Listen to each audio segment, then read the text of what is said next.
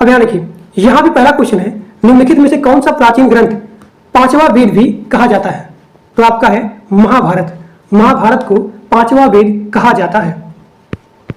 अब यहाँ पे अगला क्वेश्चन है, निम्नलिखित में से कौन सा संस्कृत नाटक मुद्रा राक्षस लिखा था? तो आप लिखेंगे विशाखा दत्त। विशाखा दत्त जी ने मुद्रा राक्षस संस्कृत नाटक लिखा था। अब यहाँ पे अगला क्वेश्चन जो कि बहुत इंपॉर्टेंट है, महाभारत का मूल नाम क्या है? तो आप लिखेंगे जय संहिता। जय संहिता।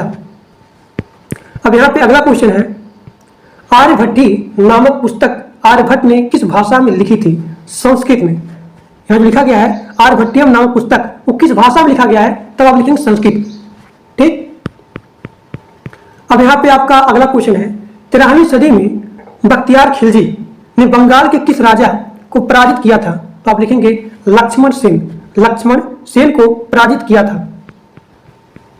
अब यहाँ पे आपका अगला क्वेश्चन जो कि आपके एग्जाम के लिए बहुत ही ज्यादा इंपॉर्टेंट है, वो है काकतीय राजवंश का अंत निम्नलिखित में से किसके द्वारा किया गया था? तो दिल्ली सल्तनत के द्वारा किया गया था। दिल्ली सल्तनत के द्वारा किया गया था। अब यहाँ पे आपका अगला क्वेश्चन जो कि बहुत इंपॉर्टेंट है, वो है लगभग, यहाँ पे दिया गया है डैश करके, लगभग 84 वर्ष तक उपमहाद्वीप में शासन करने वाला प्रथम मुस्लिम वंश कौन था? तो आप लिखेंगे गुलाम वंश। गुलाम वंश। ठीक, गुलाम डायनेस्टी। अब यहाँ पे आपका अगला क्वेश्चन है, घाघरा का युद्ध किस वर्ष में लड़ा गया था? तो आप लिखेंगे 1529। 1529 में घाघरा का युद्ध लड़ा गया था। अब यहाँ पे आपका अगला क्वेश्चन है, निम्नलिखित मस्जिदों में से किसका निर्माण मुगल सम्राट शाहजहां द्वारा किया गया था? तो जामा मस्जिद, जो कि कहाँ पे है? दिल्ली में। तो जामा मस्जिद का निर्माण मुगल सम्राट शाहजहां द्वारा किया गया था। अब यहाँ पे आपका अगला क्वेश्चन है, निम्नलिखित में से कौन सा स्मारक मध्य प्रदेश राज्य में स्थित नहीं है? यहाँ पे लिखा गया स्थित नहीं है। अगर पूछा जाए निम्नलिखित में से कौन सा स्मारक मध्य प्रदेश राज्य में स्थित है, तो यहाँ देखिए, ग्वालियर का किला, बांधवगढ़ का किला, फिर यहाँ पे असीरगढ़ का किला, इस सारे किले एमपी में है, लेकिन यहाँ पे जंजीरा का किला ये जो है मध्य प्रदेश में स्थित नहीं है। अब यहाँ पे तो आपका जो 10वां क्वेश्चन है, इसका आंसर हो जाएगा ए, आंसर नंबर ए। ठीक। अब यहाँ पे आपका अगला क्वेश्चन है, अस्थाई बंदोबस्ती लागू होने के समय वर्तमान, यानी कि अस्थाई बंदोबस्ती लागू होने के समय वर्तमान का राजा कौन था? तो आप लिखेंगे तेजचंद। तेजचंद। ठीक। अगला क्वेश्चन बताइए, भारत में पहली यात्री रेलगाड़ी निम्नलिखित में से किस राज्य में शुरू की गई थी? किस राज्य में शुरू की गई थी? महाराष्ट्र, तमिलनाडु, उत्तर प्रदेश, पश्चिम बंगाल। तो इसका आंसर हो जाएगा महाराष्ट्र। ठीक। अब यहाँ पे आपका अगला क्वेश्चन है, निम्नलिखित में से शुरू की गई नई राजस्व प्रणाली को रैयतवाड़ी बंदोबस्त के रूप में जाना जाता है। तो इसका आंसर क्या होगा? इसका आंसर होगा बॉम्बे डेक्कन। बॉम्बे डेक्कन में से, यहाँ देखिए, यहाँ दिया गया है निम्नलिखित में से शुरू की गई राजस्व प्रणाली को रैयतवाड़ी बंदोबस्त के रूप में जाना जाता है। तो बॉम्बे डेक्कन को रैयतवाड़ी बंदोबस्त के रूप में जाना जाता है। अब यहाँ पे आपका अगला क्वेश्चन है, 1793 में किस वायसराय के शासन में बंगाल की अस्थायी बंदोबस्ती लागू की गई थी? तो किस वायसराय के शासन में? तो आप लिखेंगे लॉर्ड कॉर्नवालिस। लॉर्ड कॉर्नवालिस के शासन में। अब यहाँ पे आपका अगला क्वेश्चन है, भारत के राजनीतिक प्रयासों का लक्ष्य स्वराज था। तो दादा भाई नौरोजी जी ने इस लक्ष्य की घोषणा कब की थी? तो आप लिखेंगे कलकत्ता अधिवेशन 1906 में। भारत की राजनीतिक प्रयासों का लक्ष्य क्या था? स्वराज था। तो दादा भाई नौरोजी जी ने कलकत्ता के अधिवेशन में 1906 में इसका घोषणा किया था, इसका डिक्लेरेशन किया था। अब यहाँ देखिए, यहाँ पे आपका अगला क्वेश्चन है, 1893 में विश्व की धर्म संघी संसद में भारत का प्रतिनिधित्व किसने किया था? आपके सामने यहाँ पे आंसर दिया गया है, स्वामी विवेकानंद। यहाँ पे ऑप्शन दिया गया है स्वामी विवेकानंद, लेखराज, खूबचंद कृपलानी, फिर यहाँ पे भक्त विनोद ठाकुर, फिर यहाँ दिया गया अगला आपका ऑप्शन उपासनी महाराज। तो इसका आंसर क्या होगा? इसका आंसर होगा स्वामी विवेकानंद। स्वामी विवेकानंद। अब यहाँ पे आपके सामने दिया गया अगला क्वेश्चन, वेल्लूर मठ कहाँ पर स्थित है? तो वेल्लूर मठ आपका पश्चिम बंगाल में स्थित है। अब यहाँ पे आपके सामने दिया गया अगला क्वेश्चन, रामकृष्ण मिशन किसके द्वारा गठित किया गया था? तो रामकृष्ण मिशन स्वामी विवेकानंद के द्वारा यहाँ पे गठित किया गया था। अब यहाँ पे अगला क्वेश्चन दिया गया है, इनमें से कौन सा स्वतंत्रता सेनानी मोतीलाल नेहरू के साथ स्वराज पार्टी के सह संस्थापक थे? अब यहाँ पे आपके सामने ऑप्शन दिया गया है, रास बिहारी घोष, अंबिकाचार्य मजूमदार, फिर यहाँ पे चित्तरंजन दास। तो आपके सामने यहाँ पे दिया गया है चित्तरंजन दास, तो ये आपका आंसर है। इनमें से कौन से स्वतंत्रता सेनानी मोतीलाल नेहरू के साथ स्वराज पार्टी के सह संस्थापक थे? तो चित्तरंजन दास जी ने, यहाँ पे चित्तरंजन दास थे, वो मोतीलाल नेहरू के साथ स्वराज पार्टी के सह संस्थापक थे। ठीक। अब यहाँ पे अगला क्वेश्चन है, स्वराज पार्टी की स्थापना किस वर्ष में की गई थी? तो स्वराज पार्टी 1923 में किया गया था। अगला क्वेश्चन, 1922 में गांधी जी द्वारा असहयोग आंदोलन यानी कि सिविल डिसोबीडियंस मूवमेंट आंदोलन को वापस लेने का मुख्य कारण क्या था? तो आप लिखेंगे मुख्य कारण, भीड़ में उत्तर प्रदेश के चौरी चौरा में एक पुलिस स्टेशन में आग लगा दी गई थी, इसीलिए इसको वापस लेना पड़ा। ठीक। तो इसका आंसर हो जाएगा आंसर नंबर ए। अब यहां पे अगला क्वेश्चन दिया गया है, अली बंधु शौकत अली और यहाँ मोहम्मद अली द्वारा भारत में किस आंदोलन का नेतृत्व किया गया था? बताइए इसका आंसर क्या होगा? तो इसका आंसर होगा खिलाफत मूवमेंट, खिलाफत आंदोलन। Answer number D. Question number 25 आपका है, भारत के संविधान के परिप्रेक्ष्य में दिए गए कथनों में से कौन सा असंगत कथन को चिन्हित करें? तो आपका यह भारत की नियमावली पुस्तक है, सही। इसमें कानूनी शासन को कूटबद्ध किया गया है, सही है। यह मूलभूत राजनीतिक मूल्यों को प्रतिबिंबित करता है, सही है। फिर यहाँ दिया गया डी वाला ऑप्शन कि यह एक वैधानिक दस्तावेज नहीं है। ठीक, तो ये आपका गलत है। तो यहाँ पे जो आपका आंसर हो जाएगा वो है डी, आंसर नंबर डी। अब यहाँ पे अगला क्वेश्चन दिया गया है, किस कैबिनेट मिशन ने भारतीय संविधान के निर्माण के लिए हेतु एक संविधान सभा का प्रस्ताव रखा था? तो आप लिखेंगे this is the very easy question and most important question. वो आपका है कैबिनेट मिशन योजना 1946। इसी में जो है भारतीय संविधान के निर्माण के लिए एक संविधान सभा का प्रस्ताव प्रतिबंध रखा गया था। ठीक। अब यहाँ पे अगला क्वेश्चन है, संविधान सभा के पहले सत्र का आयोजन 1946 में था। भारत का सर्वोच्च कानून किसे कहा जाता है? तो इंडियन कॉन्स्टिट्यूशन।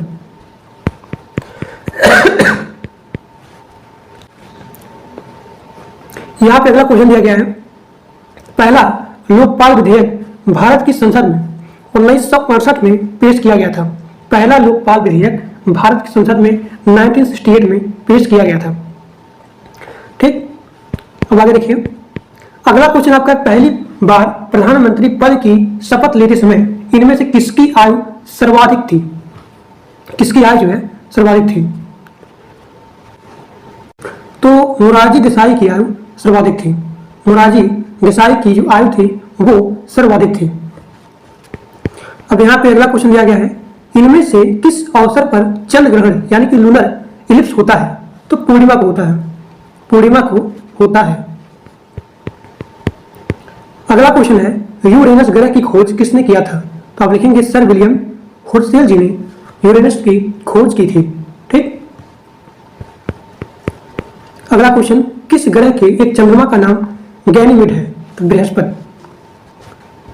अगला क्वेश्चन, अफ्रीका में स्थित किलिमंजारो का नाम है? अफ्रीका में स्थित किलिमंजारो का नाम क्या है? ज्वालामुखी पर्वत। अगला क्वेश्चन, दुनिया की सबसे बड़ी ताजी पानी की झील कौन सी है? तो सुपीरियर झील, सुपीरियर लेक। दुनिया की सबसे बड़ी ताजी पानी की झील पूछा है, तो सुपीरियर झील। अगला क्वेश्चन, विश्व की सबसे गहरी झील। तो अगर पूछा जाए आपको एग्जाम में विश्व की सबसे गहरी झील कौन सी है? बैकाल है। अगला क्वेश्चन, पटाका किस देश की मुद्रा है? तो पटाका मकाऊ देश की मुद्रा है।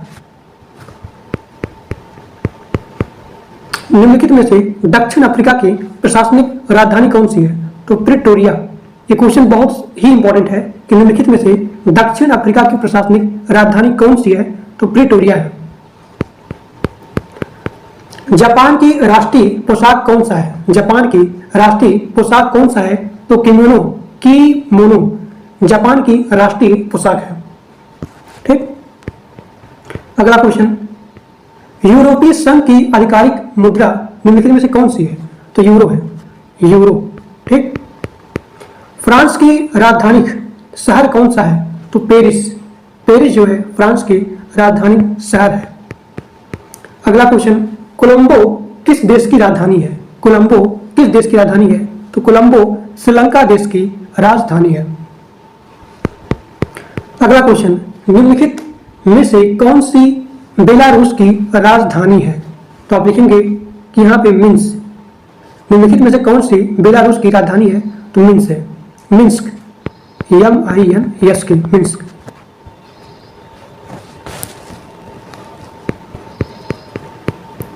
अगला क्वेश्चन, भारत का पहला परमाणु स्टेशन कब स्थापित किया गया था? तो 1969 में। 1969 में भारत का पहला परमाणु स्टेशन स्थापित किया गया था। अगला क्वेश्चन, भारत में पहला नाभिकीय विद्युत संयंत्र कहां पर स्थित किया गया था? तो तारापुर में, तारापुर में। और एक क्वेश्चन बहुत ही ज्यादा इंपॉर्टेंट है, this is very very most important.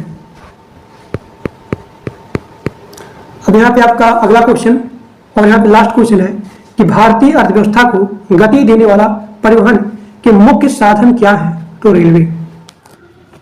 दोस्तों, जो लोग यूपी पुलिस कांस्टेबल का एग्जाम देने जा रहे हैं, तो आज मैं लेके आया हूँ यूपी से रिलेटेड टॉप 50 क्वेश्चन, जो कि आपके एग्जाम के लिए बहुत ही ज़्यादा इंपॉर्टेंट है। जब भी आप कोई भी एग्जाम देते हो यूपी का, तो कम से कम आपको यूपी से रिलेटेड क्वेश्चन को पढ़ के जाना चाहिए, क्योंकि ये सारे क्वेश्चन बहुत ही ज़्यादा इंपॉर्टेंट है। अब यहाँ देखिए, यहाँ पे पहला क्वेश्चन है, उत्तर प्रदेश को पूर्व में किस नाम से जाना जाता था? तो यूनाइटेड प्रोविंस के नाम से जाना जाता था। अब यहाँ पे दूसरा क्वेश्चन है, उत्तर प्रदेश में नागों का प्रधान केंद्र कौन सा था? तो मथुरा। उत्तर प्रदेश में नागों का प्रधान केंद्र कौन सा था? तो वो है मथुरा। अब यहाँ पे अगला क्वेश्चन है, उत्तर प्रदेश राज्य एक्ट पर गवर्नर जनरल द्वारा कब हस्ताक्षर किए गए? तो 7 दिसंबर 1947 को उत्तर प्रदेश राज्य एक्ट पर गवर्नर जनरल द्वारा कब साइन किए गए थे? तो 7 दिसंबर 1947 को। अब यहाँ पे अगला क्वेश्चन है, उत्तर प्रदेश पंचायत राज संशोधन अधिनियम कब पारित किया गया? तो 1994 में। एक बार फिर से पढ़ रहा हूँ ताकि सभी लोग को याद हो जाए। उत्तर प्रदेश पंचायत राज संशोधन अधिनियम कब पारित किया गया था? तो 1994। अब यहाँ पे अगला क्वेश्चन है, यूपी में मुख्यमंत्री पद पर सबसे अधिक समय तक रहने वाले व्यक्ति का नाम बताइए। तो गोविंद वल्लभ पंत। गोविंद वल्लभ पंत मुख्यमंत्री पद पर सबसे लॉन्ग टाइम पे थे। अब यहाँ पे अगला क्वेश्चन दिया गया है कि यूपी में सबसे कम समय तक कौन मुख्यमंत्री के पद पर थे? तो त्रिभुवन नारायण सिंह। देखिए, अगर पूछा जाए कि सबसे कम समय तक मुख्यमंत्री कौन थे, तो आप यहाँ लिखेंगे त्रिभुवन नारायण सिंह। अगर पूछा जाए लॉन्ग टाइम तक सबसे अधिक समय तक मुख्यमंत्री पद पर थे, तो गोविंद वल्लभ पंत। अब यहाँ देखिए, यहाँ पे अगला क्वेश्चन है, उत्तर प्रदेश के राज्यपाल का नाम बताइए। तो आनंदीबेन पटेल। ठीक। अब यहाँ पे अगला क्वेश्चन है, उत्तर प्रदेश मुख्यमंत्री की नियुक्ति कौन करता है? उत्तर प्रदेश मुख्यमंत्री की नियुक्ति कौन करता है? तो राज्यपाल करते हैं। अब यहाँ पे अगला आपका है, उत्तर प्रदेश में राज्यपाल की नियुक्ति कौन है? मतलब यहाँ पे उत्तर प्रदेश में राज्यपाल की नियुक्ति कौन करता है? तो राष्ट्रपति। अब यहाँ पे अगला क्वेश्चन है, यूपी में स्थानीय स्वायत्त शासन का ढांचा किस प्रकार का है? तो त्रिस्तरीय है। ठीक। यहाँ पे अगला क्वेश्चन है, उत्तर प्रदेश में विधानसभा को भंग करने का अधिकार किसे है? यानी कि जो यहाँ पे उत्तर प्रदेश का विधानसभा है, इसको डिजॉल्व करने का अधिकार किसके पास है? तो राज्यपाल के पास है। राज्यपाल के पास है। अब यहाँ पे अगला क्वेश्चन है, अशोक द्वारा निर्मित भारत का राज चिन्ह सिंह स्तंभ उत्तर प्रदेश में कहाँ पे है? तो सारनाथ में है। सारनाथ में सिंह स्तंभ है। ठीक, कभी कभी एग्जाम में आता है कि भारत का राज सिंह स्तंभ किसके द्वारा निर्मित है उत्तर प्रदेश में? तो आप लिखेंगे अशोक। अशोक द्वारा निर्मित भारत का राज चिन्ह सिंह स्तंभ है। ठीक, और वो कहाँ पे है? सारनाथ में है। अब यहाँ पे अगला क्वेश्चन है, गुप्त काल में उत्तर प्रदेश के कौन से नगर व्यवसाय, शिक्षा व कला के प्रमुख केंद्र थे? तो यहाँ पे मथुरा भी है, कौशाम्बी भी है, प्रयाग भी है, यानी कि आपका आंसर हो जाएगा आंसर नंबर डी। अब यहाँ पे क्वेश्चन नंबर 14 है, प्रथम स्वतंत्रता संग्राम कब हुआ था? प्रथम स्वतंत्रता संग्राम कब हुआ था? तो 1857 यानी कि 1857। यहाँ पे अगला क्वेश्चन है, विश्व प्रसिद्ध ताजमहल उत्तर प्रदेश के किस नगर में स्थित है? तो आपका आंसर हो जाएगा आगरा। देखिए, इस वीडियो को कंप्लीट करने के बाद अभी हम लेके आने वाले हैं 1000 question marathon UP police constable का previous year paper, total 1000 question, और ये सारे क्वेश्चन मिक्स होंगे। ठीक, अब यहाँ पे अगला क्वेश्चन है, बौद्ध धर्म की वज्रयान शाखा का उदय उत्तर प्रदेश में कहाँ पर हुआ? तो आप लिखेंगे सारनाथ। सारनाथ। एक बार फिर से पढ़ा क्वेश्चन को, बौद्ध धर्म की वज्रयान शाखा का उदय यूपी में कहाँ पे हुआ था? तो सारनाथ में। अब यहाँ पे अगला क्वेश्चन है, किस सन में यूपी उत्तर प्रदेश का नाम संयुक्त प्रांत रखा गया था? तो 1937 में। 1937 में उत्तर प्रदेश का नाम संयुक्त प्रांत रखा गया था। यहाँ पे अगला क्वेश्चन है, यूपी में 1857 की क्रांति का आरंभ सर्वप्रथम किस नगर में हुआ था? तो कानपुर में हुआ था। ठीक, एक बार फिर से देखिए, यूपी में 1857 की क्रांति का आरंभ सर्वप्रथम किस नगर में हुआ था? तो कानपुर में। कानपुर में हुआ था। आगे देखिए, अब यहाँ पे अगला क्वेश्चन है कि यूपी भारतीय गणतंत्र का एक पूर्ण राज्य किस सन में बना था? तो 26 जनवरी 1950 को। अगला क्वेश्चन, यूपी के किसान आंदोलन का नेतृत्व किस नेता ने किया था? तो आप लिखेंगे पंडित जवाहरलाल नेहरू। पंडित जवाहरलाल नेहरू। अब यहाँ पे अगला क्वेश्चन, यूपी में काकोरी षड्यंत्र कांड कब हुआ था? ये क्वेश्चन बहुत ही ज़्यादा इंपॉर्टेंट है। ये सारे question top 50 question, this is the very very most important, और कई बार मल्टीपल टाइम आपके एग्जाम पूछा जाता है। तो क्वेश्चन पूछ रहा है कि उत्तर प्रदेश में काकोरी षड्यंत्र कांड कब हुआ था? तो 9 अगस्त 1925 को। 1925 को। उत्तर प्रदेश में चंद्रवार का प्रसिद्ध युद्ध कब हुआ था? तो 1194 में। यूपी में चंद्रवार का प्रसिद्ध युद्ध कब हुआ था? तो 1194 में। यूपी में खानवा का प्रसिद्ध युद्ध कब हुआ था? तो 1527। 1527 में खानवा का प्रसिद्ध युद्ध हुआ था। अब यहाँ देखिए, उत्तर प्रदेश के आगरा नगर पर बाबर ने कब अधिकार किया था? उत्तर प्रदेश के आगरा नगर पे जो बाबर है, तो बाबर जो है उत्तर प्रदेश के आगरा नगर पे कब अधिकार किया था, कब ऑक्युपाइड किया था? तो आप लिखेंगे 1526 में। 1526 में बाबर ने आगरा नगर पे ऑक्युपाइड किया था, यानी कि अधिकार किया था। अब यहाँ पे अगला क्वेश्चन है, यूपी में सामूगढ़ का प्रसिद्ध युद्ध कब हुआ था? तो 1658 में। Answer number C. Uttar Pradesh में प्रसिद्ध बुलंद दरवाजा कहाँ स्थित है? तो फतेहपुर सीकरी। फतेहपुर सीकरी। उत्तर प्रदेश में चौखंडी स्तूप कहाँ पे स्थित है? तो आप लिखेंगे सारनाथ। उत्तर प्रदेश में चौखंडी स्तूप कहाँ पे स्थित है? तो सारनाथ में स्थित है। उत्तर प्रदेश में अयोध्या स्थित शिलालेख किस काल का है? तो आप लिखेंगे शुंग काल। शुंग काल। ये क्वेश्चन भी this is the very very most important, और ये क्वेश्चन आपके एग्जाम में आ भी सकता है कि यूपी में अयोध्या में स्थित शिलालेख किस काल का है? तो शुंग काल का है। उत्तर प्रदेश में मुगल कालीन लाल किला कहाँ पर स्थित है? तो आगरा में स्थित है। उत्तर प्रदेश में मुगल कालीन लाल किला कहाँ पर स्थित है? तो आगरा में स्थित है। यूपी के मथुरा नगर में किस शासक का स्तंभ लेख स्थित है? तो अशोक। अशोक। ठीक, यूपी के मथुरा नगर में किस शासक का स्तंभ लेख है? तो अशोक का है। अब यहाँ पे अगला क्वेश्चन है कि उत्तर प्रदेश में अकबर की रानी जोधाबाई का महल कहाँ पर स्थित है? तो फतेहपुर सीकरी। फतेहपुर सीकरी। अब यहाँ पे अगला क्वेश्चन है कि उत्तर प्रदेश के निम्नलिखित में से किस नगर में दिया सलाई बनाने का कारखाना नहीं है? एक बार फिर से देखिए, उत्तर प्रदेश के किस नगर में दिया सिलाई बनाने का कारखाना नहीं है? देखिए, आगरा में नहीं है, बरेली में भी है, इलाहाबाद में भी है, और यहाँ पे सहारनपुर, बरेली, इलाहाबाद और यहाँ पे सहारनपुर, यहाँ पे दिया सिलाई बनाने का इंडस्ट्री है, बल्कि आगरा में यहाँ पे दिया सिलाई बनाने का जो इंडस्ट्री है वो नहीं है। अब यहाँ पे अगला क्वेश्चन है कि उत्तर प्रदेश के किस जिले में त्रिवेणी स्ट्रक्चरल लिमिटेड कारखाना स्थित है? उत्तर प्रदेश के किस जिले में त्रिवेणी स्ट्रक्चरल लिमिटेड कारखाना है? तो वो है इलाहाबाद में। इलाहाबाद में।